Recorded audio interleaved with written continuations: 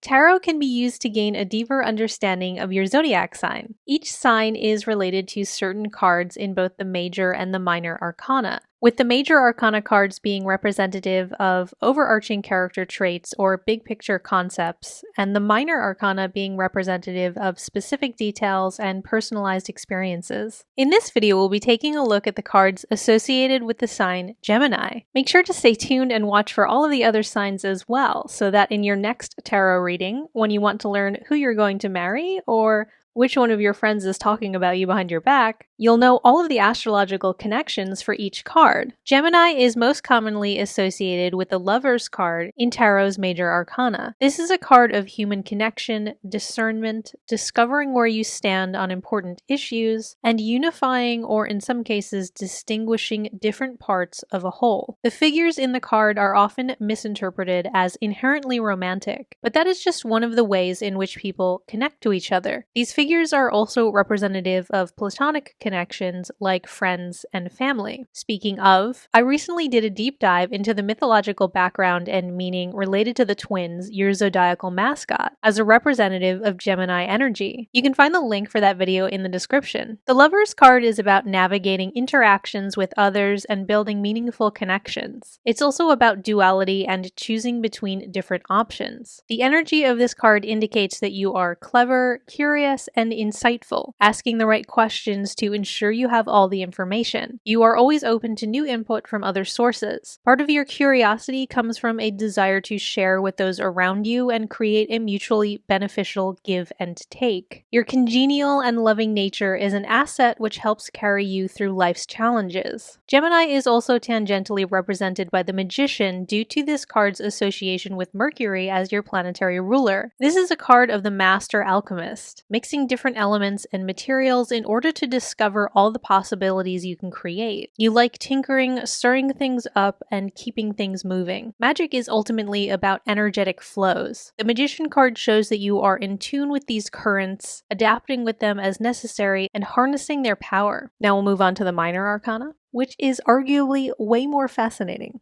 It was ancient Egyptian astrologers who subdivided each zodiac sign into 3 sections, with distinctive energies that offer more nuance than the overarching generalizations that can be made about an entire sign. These sections were then later assigned associations with specific cards in Tarot's Minor Arcana. If you're watching for your sun sign, then the segments can be broken down into ranges of birth dates as shown on screen. If you're an advanced astrology student and you know how to read a chart, then these subsections are simply identified by dividing any zodiac sign into 3 equal segments with 10 degrees each. So the first section is comprised of 0 through 9 degrees of the sign and so on. You can look at any placement in your chart which falls within a particular span of degrees and consult the corresponding tarot card. If you were born between May 21st and May 30th, or you have any placements at 0 through 9 degrees of Gemini in your birth chart, then the 8 of Swords is your card. This card is about developing a strong mind and a sense of self-direction. The figure in the card appears to be imprisoned by the swords surrounding her, but you'll notice that the path in front of her is clear and she could easily escape. The problem is the blindfold over her eyes, which makes it difficult for her to see that. The swords symbolize being surrounded by people who are always trying to direct your actions based on their own agendas, which may leave you feeling somewhat trapped or like you're not allowed to make your own decisions. You are very flexible, adaptable, and open-minded, which are admirable traits, but that can sometimes leave you vulnerable to manipulation by others. People who are more domineering may see your easygoing nature as an opportunity to exert control over you. So this card serves as a reminder that you don't have to be beholden to what others think or say. You have the power to make up your own mind and forge your own path.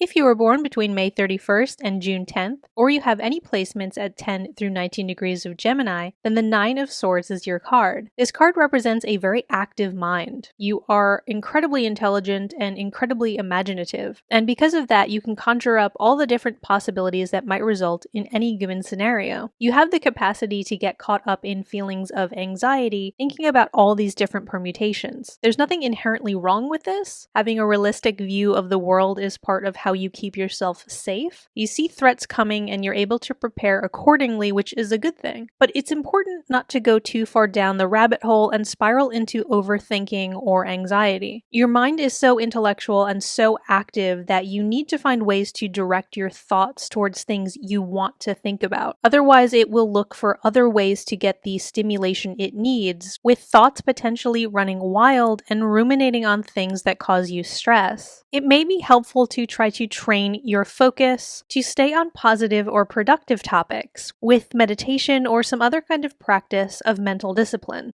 If you were born between June 11th and June 20th, or you have any placements at 20 through 29 degrees of Gemini, then the 10 of Swords is your card. This is a card of finding renewed faith in yourself. You've been through some rough stuff in your life. It would be easy to feel bitter, but it's important not to dwell on past disappointments or betrayals. In Tarot's Minor Arcana, the suit of Swords represents our mind and our intellect, as well as our words and methods of communication. So the swords in this person's back are really just harsh words spoken by others or self-defeating thought patterns in their own head. This card reminds you that words and thoughts can't hurt you unless you let them. Work on developing the strength of your own mind and resolve to focus on more positive things. Don't surrender your power into the hands of others who stab you in the back metaphorically. If you let the hurtful words or actions of others get to you, then they win. Your future can be anything you want it to be, with some simple mindset changes. I know it sounds cliche, but this card is one of those cards that really says if you start believing in yourself a bit more, it can change everything. Thank you so much for listening, Gemini. Leave a like if you enjoyed this. Comment if you have any questions. Share this with your friends or other Geminis in your life. And please subscribe. I would be so happy to have you with me.